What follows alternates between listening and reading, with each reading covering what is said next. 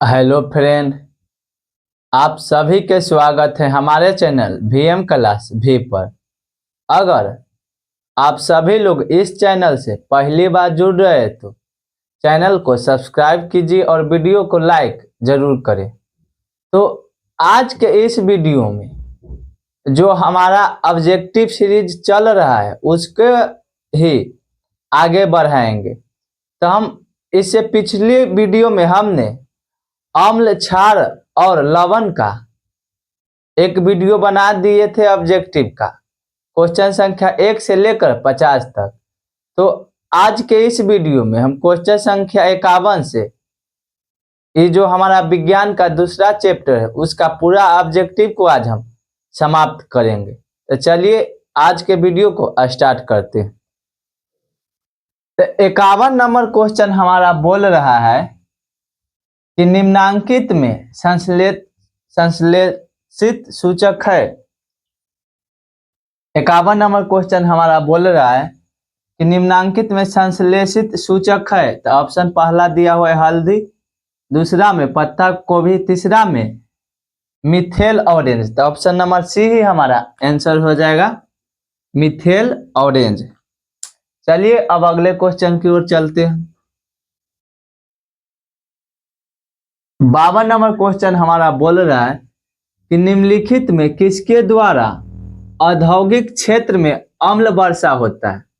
Question बोल रहा है कि निम्नलिखित में किसके द्वारा औद्योगिक क्षेत्र में अम्ल वर्षा होता है। तो ऑप्शन हमारा पहला में दिया हुआ है क्लोरोफ्लोरोकार्बन, दूसरा में सल्फर डाइऑक्साइड। तो ऑप्शन नंबर बी ही हमारा सही हो जाएगा कि सल्फर डाइऑक्साइड के कारण ही हमारा औद्योगिक क्षेत्र में अम्ल वर्षा होती है। अब चलिए अगले क्वेश्चन की ओर चलते हैं। 54 नंबर। तो 54 नंबर बोल रहा है कि निम्नलिखित में से कौन गंधकीय सूचक नहीं है। बोल रहा है निम्नलिखित में से कौन गंधकीय सूचक नहीं है। तो पहला में हमारा दिया हुआ है लौंग का तेल, दूसरा में वैनिला, तीसरा में शकरकंद। तो ऑप्शन नंबर हमारा सी ही सही हो जाएगा। बोल रहा है कि निम्नलिखित में कौन गंधकीय सूचक नहीं है। तो हमारा शकरकंद गंधकीय सूचक नहीं है। तब चलिए अगले क्वेश्चन की ओर चलते हैं। 55 नंबर बोल रहा है कि कोई विलयन नीले लिटमस को नीला कर देता है। कि कोई विलयन नीले लिटमस को लाल कर देता है, इसका पीएच संभव होगा। बोल रहा है कि कोई विलयन है वह नीले लिटमस को लाल कर देता है, तो इसका पीएच संभव है। तो इसका ऑप्शन नंबर ए सही हो जाएगा कि 5। इसका पीएच कितना होगा 5। तो ऑप्शन नंबर ए सही हो जाएगा। अब चलिए अगले क्वेश्चन की ओर चलते हैं। 56 नंबर। 56 नंबर क्वेश्चन में बोल रहा है हमारा कि दंत क्षरण का कारण है, जो हमारा दंत का क्षरण होता है उसका कारण है। तो पहला ऑप्शन दिया हुआ मीठी चीज का खाना, दूसरा में दांतों की सफाई न करना, तीसरा में बैक्टीरिया द्वारा अम्ल का निर्माण होना, और चौथा में इनमें से सभी। डी नंबर ऑप्शन हमारा दिया हुआ इनमें से सभी। तो दांतों का क्षरण का कारण है तो इनमें से सभी हो जाएगा, यानी डी नंबर ऑप्शन हमारा सही हो जाएगा। चलिए अब अगले क्वेश्चन की ओर चलते हैं। 57 नंबर क्वेश्चन हमारा बोल रहा है कि निम्नलिखित में कौन सही है। ये अब ऑप्शन को हमें देखना है, इसमें सही को हमें चुनना है कि कौन सही है। तो पहला में दिया हुआ है Na2CO3 इंटू 5H2। ये तो हमारा सही नहीं है। अब अगले ऑप्शन को देखते हैं। तो बी में दिया हुआ है हमारा Na2CO3 इंटू 10H2O। तो हमारा ऑप्शन नंबर बी ही सही हो जाएगा। चलिए अब अगले क्वेश्चन की ओर चलते हैं। 58 नंबर बोल रहा है 58 नंबर क्वेश्चन में कि सोडियम क्लोराइड के जलीय विलयन में विद्युत धारा प्रवाहित करने पर यह वियोजित होकर सोडियम हाइड्रोक्साइड बनाता है। इस प्रक्रिया को कहते हैं, तो इस प्रक्रिया को क्या कहते हैं। तो कलोर क्षार अभिक्रिया कहते हैं। तो ऑप्शन नंबर ए ही हमारा सही हो जाएगा। 58 नंबर के ऑप्शन नंबर ए, कलोर क्षार अभिक्रिया। अब चलिए अगले क्वेश्चन की ओर चलते हैं। 59 नंबर क्वेश्चन हमारा बोल रहा है कि सोडियम कार्बोनेट का अणु का सूत्र है, सोडियम कार्बोनेट का अणु का सूत्र है। तो सोडियम कार्बोनेट अणु का सूत्र हमारा क्या होता है? Na2CO3। तो हमारा दिया हुआ है ऑप्शन नंबर ए ही में कि Na2CO3। चलिए अब अगले क्वेश्चन की ओर चलते हैं। 60 नंबर क्वेश्चन हमारा बोल रहा है कि किस रासायनिक यौगिक को गर्म करने पर प्लास्टर ऑफ पेरिस का प्राप्त किया जाता है? हमारा 60 नंबर क्वेश्चन बोल रहा है कि किस रासायनिक यौगिक को गर्म करने पर प्लास्टर ऑफ पेरिस प्राप्त किया जा सकता है? तो जिप्सम को। जब हम जिप्सम को गर्म करेंगे तो प्लास्टर ऑफ पेरिस प्राप्त होता है। तो 60 नंबर हो गया। तो अगले क्वेश्चन की ओर चलते 61 नंबर बोल रहा है कि विरंजक चूर्ण का रासायनिक सूत्र है। विरंजक चूर्ण का रासायनिक सूत्र है। तो ऑप्शन ए में हमारा दिया हुआ है CaO2। तो ऑप्शन बी में हमारा दिया हुआ है CaOCl2। तो विरंजक चूर्ण का सूत्र क्या होता है? CaOCl2। तो इसलिए 61 के ऑप्शन नंबर बी हमारा सही हो जाएगा। तो चलिए 62 नंबर क्वेश्चन हमारा बोल रहा है कि संगमरमर का रासायनिक सूत्र है। तो संगमरमर का रासायनिक सूत्र क्या होता है? CaCO3। तो ऑप्शन नंबर ए हमारा सही हो जाएगा कि संगमरमर का रासायनिक सूत्र है CaCO3। अब अगले क्वेश्चन की ओर चलते हैं। निम्नलिखित में से कौन गैस चूने के पानी को दूधिया कर देता है? बोल रहा है कि वह कौन सा गैस है जो हमारा चूने के पानी को दूधिया कर देता है? तो वो हमारा गैस CO2 है, यानी ऑप्शन नंबर सी सही हो जाएगा। अब अगले क्वेश्चन की ओर चलते 64 नंबर बोल रहा है निम्नलिखित में कौन लवण है? तो लवण कौन है? HCl। तो हमारा ऑप्शन नंबर सी सही हो जाएगा कि लवण हमारा कौन है? HCl। अब अगले क्वेश्चन की ओर चलते बेकिंग पाउडर एक मिश्रण है। बोल रहा है कि बेकिंग पाउडर है जो हमारा एक मिश्रण है। कैसा मिश्रण? तो NaHCO3 एवं एसिटिक अम्ल का मिश्रण है, यानी ऑप्शन नंबर बी सही हो जाएगा। अब अगले क्वेश्चन की ओर चलते बोल रहा है कि नीला थोथा का रासायनिक सूत्र होता है। तो नीला थोथा का रासायनिक सूत्र हमारा क्या होता है? CuSO4 10H2O। तो ऑप्शन नंबर डी में हमारा दिया हुआ है CuSO4 10H2O। चलिए अब अगले क्वेश्चन की ओर चलते हैं। 68 नंबर बोल रहा है कि शल्य चिकित्सा में टूटी हड्डियों को जोड़ने के लिए प्रयुक्त होने वाला रासायनिक पदार्थ है। तो हम टूटी हड्डियों में कौन सा पदार्थ का उपयोग करते हैं? जिप्सम का, यानी ऑप्शन नंबर बी हमारा सही हो जाएगा। अगले क्वेश्चन की ओर चलते प्लास्टर ऑफ पेरिस का रासायनिक सूत्र का नाम है। बोल रहा है प्लास्टर ऑफ पेरिस का रासायनिक सूत्र का नाम। तो सूत्र का इसका नाम क्या है? Calcium chloride. Option number C हमारा सही हो जाएगा, कैल्शियम क्लोराइड।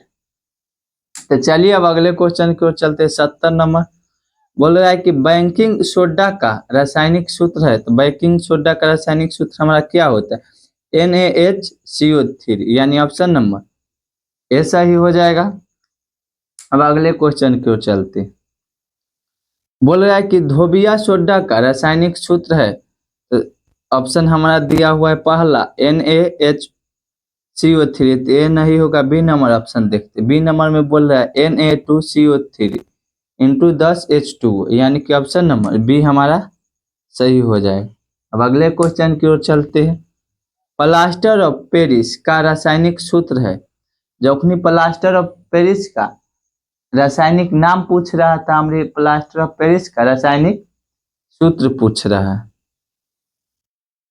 ऑप्शन फर्स्ट हमारा दिया हुआ COHO4 into 5H2O। Option B में हमारा दिया हुआ है CaSO4 इंटू हाफ H2O, तो हमारा ऑप्शन नंबर बी सही हो जाएगा कि प्लास्टर ऑफ पेरिस का सूत्र है CaSO4 इंटू हाफ H2O, 1/2 मतलब हाफ H2O। और अगले क्वेश्चन की ओर चलते हैं। 73 नंबर बोल रहा है सोडा एस का रासायनिक सूत्र है, सोडा एस का रासायनिक सूत्र है, तो ऑप्शन पहला में हमारा दिया हुआ है CaCO3, तो ये हमारा नहीं होगा।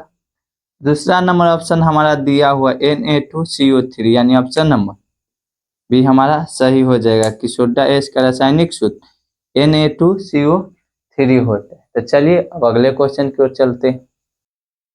74 नंबर में हमारा बोल रहा है कि आयोडीन युक्त नमक है, बोल रहा है कि आयोडीन युक्त नमक है।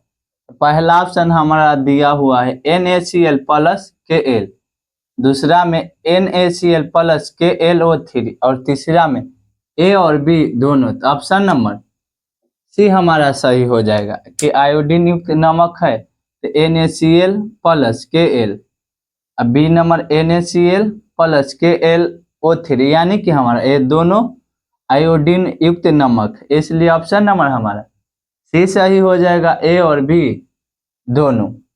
अब अगले क्वेश्चन की ओर चलते हैं। 75 नंबर बोल रहा है निम्न में कौन विजातीय यौगिक, पहला ऑप्शन चूना पत्थर, तो ये हमारा नहीं होगा। दूसरा में खड़िया, ये भी नहीं होगा। तीसरा में बोल रहा है संगमरमर, ये भी नहीं होगा। तो यानी कि ऑप्शन नंबर डी हमारा सही हो जाएगा, प्लास्टर ऑफ पेरिस विजातीय यौगिक है हमारा। तो चलिए अब अगले क्वेश्चन की ओर चलते हैं।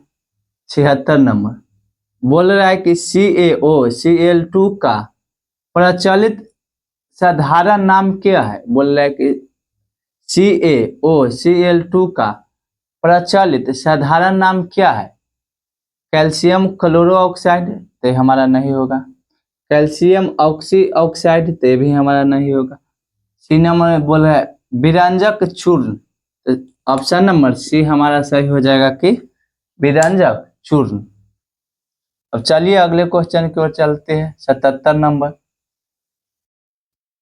बोल रहा है कि चूना जल का रासायनिक नाम है, तो ऑप्शन पहला में बोल रहा है बूझा चूना, तो ये हमारा नहीं होगा। ऑप्शन बी में बोल रहा है कि कैल्शियम हाइड्रोक्साइड, तो चूना जल का रासायनिक नाम क्या है हमारा, कैल्शियम हाइड्रोक्साइड। तब अगले क्वेश्चन की ओर चलते हैं।